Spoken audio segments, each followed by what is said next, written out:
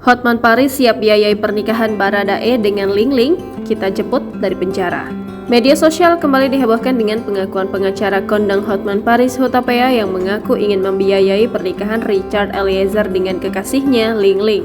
Hal ini disampaikan Hotman Paris langsung kepada ibunda Baradae, Rieke Almapudihang. Saat itu, Hotman menjadi host di salah satu acara TV.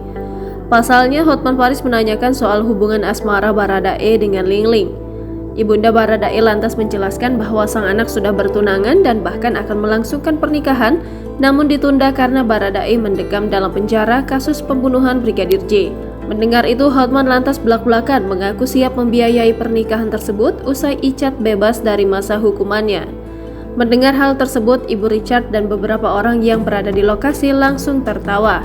Mereka memegang perkataan Hotman untuk dibuktikan nanti. Seperti diketahui, Richard Eliezer telah memiliki kekasih yang bernama Duce Maria Angeline Kristanto atau yang akrab disapa Ling Ling.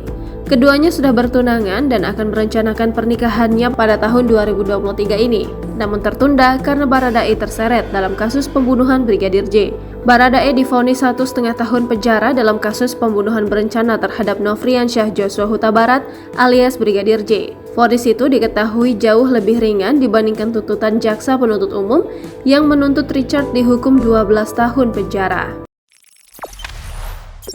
Jangan lupa subscribe, share, komen, dan like ya!